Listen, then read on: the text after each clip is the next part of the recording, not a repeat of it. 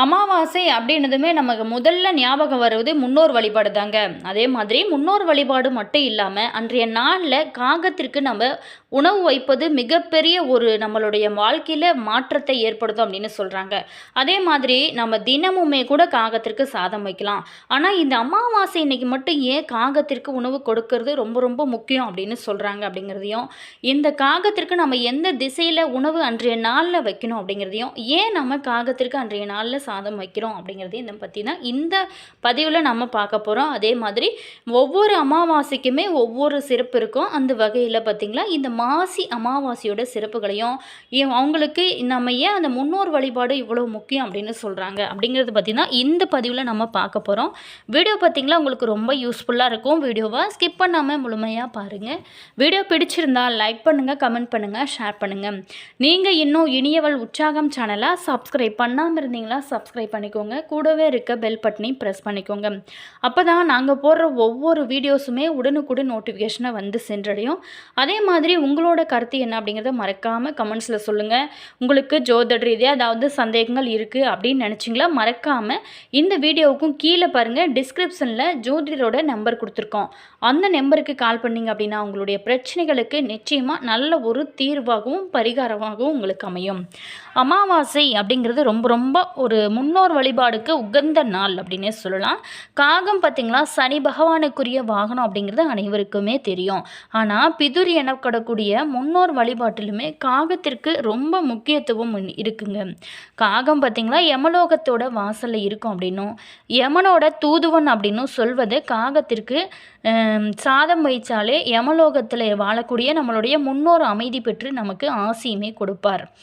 தான் பெற்ற இன்பம் பெருக இந்த வையகம் என்று பிற காக்கைகளையுமே கரைந்து அழைத்து அதுக்கப்புறம்தான் காகமானது உண்ணும். இதை பார்த்திங்களா நம்ம கூடி வாழ்ந்தால் கோடி நன்மை, இது நம்ம காக இனத்துக்கிட்ட கற்றுக்கலாங்க. அப்படிப்பட்ட உயர்ந்த ஜீவனான காகத்திற்கு உணவிடுவதன் மூலம் பிதுர்களோட ஆசையை நிச்சயமாக நம்மளால் பெற முடியும். அமாவாசை வழிபாட்டில் காகத்திற்கு ரொம்ப முக்கியத்துவம் கொடுப்பாங்க. அதே மாதிரி அன்றைய நாளில் நம்ம செய்யக்கூடிய ஒவ்வொரு விஷயமே நம்மளுடைய குடும்பத்திற்கு மிகப்பெரிய ஒரு ஏற்றத்தை கொடுக்கும். அன்று காகத்திற்கு நம்ம சாதம் வைத்து அது சாப்பிட்டதுக்கு அப்புறம் நம்ம உணவருந்தும் பழக்கம் நடைமுறையில் இருக்குது. சனீஸ்வர பகவானோட வாகனமான காகம் யமலோகத்தோட வாசல் இருப்பதாகவும் அதுவும் யமனோட தூதுவன் அப்படின்னு சொல்லப்படுது.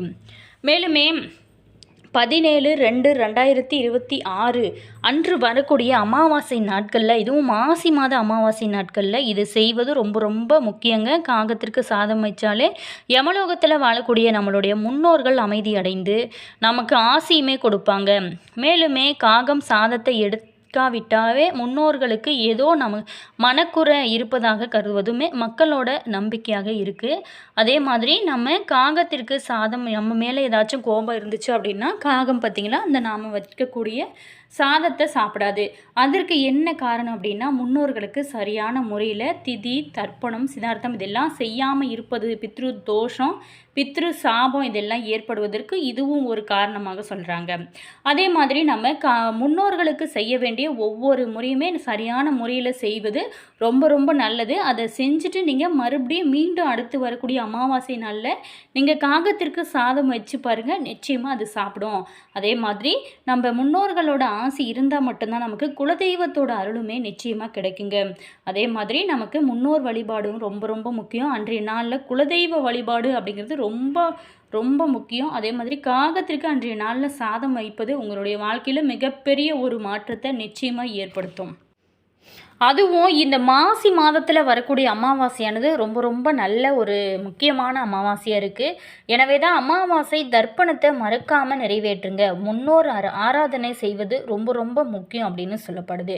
அமாவாசை நாளில் முன்னோர்களை நினச்சி அவங்கள வணங்குவதும் அவங்கள நினைத்து எவருக்காவது நீங்கள் உணவு பொருட்களை வாங்கி கொடுப்பதுமே உங்களுடைய வாழ்க்கைக்கு ரொம்ப ரொம்ப நல்லது. இதனால் நம்மளுடைய சந்ததியும் இனிதே வாழ செய்யுங்க, உயர செய்யும் அப்படிங்கிறது காலங்காலமாக இருந்துட்டு வர ஒரு நம்பிக்கை. அமாவாசை நாளில் முன்னோருக்கு தர்ப்பணம் கொடுக்க சொல்கிறது சாஸ்திரம். வருடத்திற்கு மொத்தம் பார்த்திங்களா 96 தர்ப்பணங்கள் இருப்பதாக இருக்குது.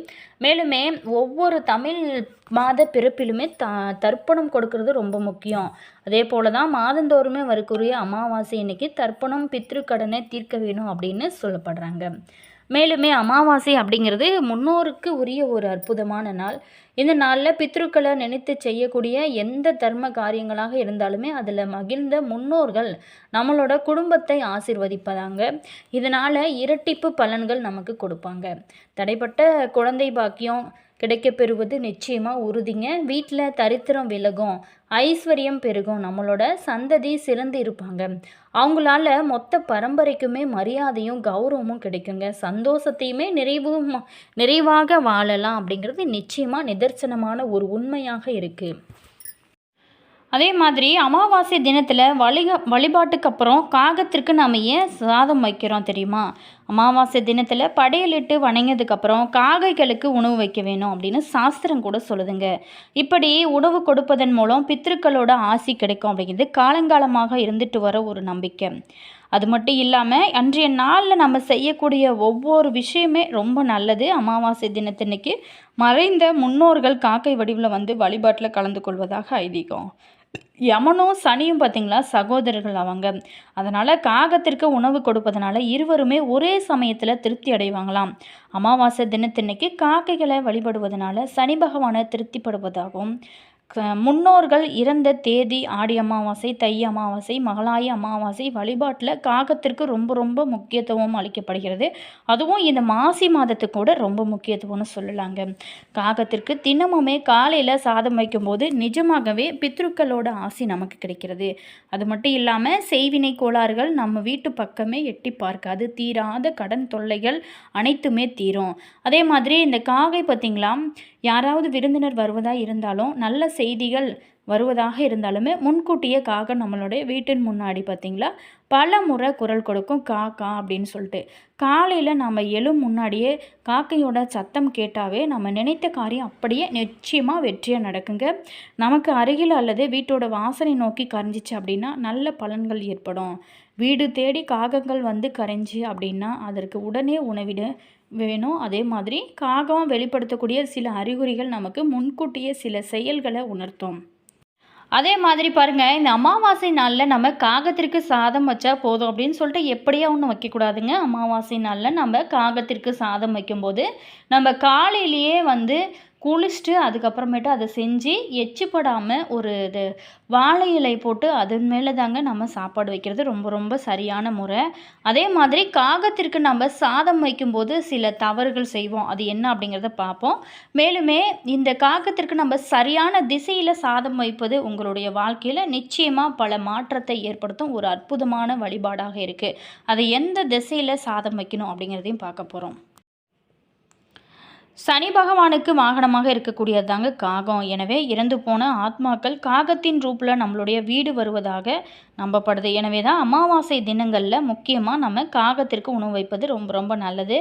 அதே மாதிரி அன்றைய நாளில் பார்த்திங்கன்னா நம்ம காலையில் வீட்டு வாசலில் கோலம் போடக்கூடாதுங்க. சனிக்கிழமைகளில் காகத்திற்கு சாதம் வைப்பது வழக்கமாகவே இருந்து வர்றது தான். அதே போல் தான் விரத தினங்கள்லையுமே படையல் போட்டு காகத்திற்கு உணவு வைப்பாங்க. சில பரிகாரங்களுக்காகவும் செய்வாங்க. சில பேர் பார்த்திங்கன்னா முன்னோர்களான பித்ருக்களுக்காகவும் சாப்பாடு வைப்பாங்க. இருந்தால் கூட நம்ம சாதம் வைக்கும்போது ஒரு சில தவறுகளை செய்யக்கூடாது அப்படின்னு சொல்லுவாங்க. குறிப்பாகவே நம்ம காகத்திற்கு அசைவ உணவுகளை காகத்திற்கு வைக்கவே கூடாதுங்க. அதே மாதிரி நம்ம குளிச்சுட்டு தான் சாப்பாடு செஞ்சு வைக்கணும். மாதவிடாய் காலத்தில் கூட காகத்திற்கு சாதம் வைக்கும்போது மீதமான உணவுகளை நீங்கள் எச்சு சாப்பாட்டை வைக்கவே கூடாது. இதனால் நமக்கு தோஷம் ஏற்படும். அதே போல் தாங்க குளிக்காமலும் காகத்திற்கு சாதம் வைக்கக்கூடாது. அதிலும் பெண்கள் இந்த மாதவிடாய் சமயத்தில் காகத்திற்கு சாதம் வைக்கவே கூடாதான். சில சமயம் நீங்கள் வைக்கக்கூடிய உணவு பார்த்திங்களா காகம் சாப்பிடாம கூட போயிருக்கோம். இது பல பேர்த்துக்குமே பல குழப்பத்தையுமே ஏற்படுத்தும் அப்படின்னு சொல்கிறாங்க. இருந்தால் கூட நமக்கு இதுக்கு என்ன ரீசன் அப்படின்னா முன்னோர்கள் நம்ம மீது கோபமாக இருக்காங்க அப்படின்னு தான் அர்த்தம். உங்களுக்கு நம்மளுடைய முன்னோர்களுக்கு செய்ய வேண்டிய திதி, தர்ப்பணம், சிதார்த்தம் இதெல்லாம் சரியான முறையில் செய்யும்போது அந்த கோபமானது தணியுமாங்க. அதே மாதிரி காகத்திற்கு நம்ம சாதம் வைக்கும்போது எப்போதுமே கிழக்கு அதே மாதிரி தெற்கு பகுதியில் கரைஞ்சிச்சு அப்படின்னா குடும்பத்தில் மகிழ்ச்சி தங்குமா. தென்மேற்கு பகுதியில் இருந்து காகம் கரைஞ்சா பணவரவு நிச்சயமாக நமக்கு கிடைக்குமாங்க. தென்கிழக்கு பகுதியில் காகம் கரைந்தாலே குடும்ப கஷ்டங்கள் அனைத்துமே தீருமா. மேற்கு பகுதியில் கரைந்தாலே மழை வருவதற்கான அறிகுறியாகவும் சொல்கிறாங்க. அதே மாதிரி வடமேற்கு மற்றும் வடக்கில் காகம் கரைஞ்சிச்சு அப்படின்னா எதிர்பாராத நஷ்டம் வந்துவிடும் அப்படிங்கிறத நமக்கு காகம் பார்த்திங்களா முன்னாடியே உணர்த்துவதாக ஐதீகங்க. காகத்திற்கு சாதம் வைத்து வந்தாவே வாழ்க்கையில் திடீரென நடக்கக்கூடிய கஷ்டங்கள், அசம்பாவிதங்கள், விபத்துக்கள், வீண்பழி போன்றவை எல்லாமே நம்மளை நெருங்கவே நெருங்காதுங்க. காகத்திற்கு நம்ம சாதம் வைக்கும்போது பார்த்திங்களா கிழக்கு அல்லது தெற்கு திசையை நோக்கி சாதம் வைப்பது தான் ரொம்ப ரொம்ப சிறந்ததுங்க. மற்ற திசைகள் வைப்பது உங்களுக்கு தவறானதாக சொல்லப்படுறாங்க. இது பித்ருக்கள் மற்றும் சனி பகவானோட அருளை பெற்று நிச்சயமாக கொடுக்கும். அதே மாதிரி வெண் சாதத்தில் எள் கலந்து வீட்டோட மாடியில் தெற்கு நோக்கி வைப்பது முன்னோர்களுக்கு அன்னமிடுவதற்கு சமமாகவும் சொல்லப்படுறாங்க. மேலுமே முன்னோர்களோட ஆசி இருந்தால் மட்டுமே நமக்கு குலதெய்வத்தோட அருளுமே நிச்சயமாக கிடைக்கும். மேலுமே சனி பகவானோட அருளுமே கிடைக்குங்க. மேலுமே இது எல்லா அருளுமே நமக்கு முக்கியமாக ஒன்று சேர்ந்து கிடைக்கும்போது நம்மளுடைய வாழ்க்கையில் எவ்வளவு கஷ்டங்கள் இருந்தாலுமே அது தீர்ந்துவிடும். மேலுமே நமக்கு பித்ரு தோஷம், பித்ரு சாபம் இது எல்லாமே தீர்ந்து விடுங்க. நிச்சயமாக செஞ்சு பாருங்கள். இந்த நாளை மட்டும் தவற விடாதீங்க. இந்த மாசி மாதத்தில் வரக்கூடிய 17/2/2026 அன்று வரக்கூடிய அந்த நாளில் முன்னோர்களுக்கு செய்ய வேண்டிய ஒவ்வொரு விஷயம் உங்களுடைய வாழ்க்கையில் மிகப்பெரிய மாற்றத்தை ஏற்படுத்தும். All viewers thank you.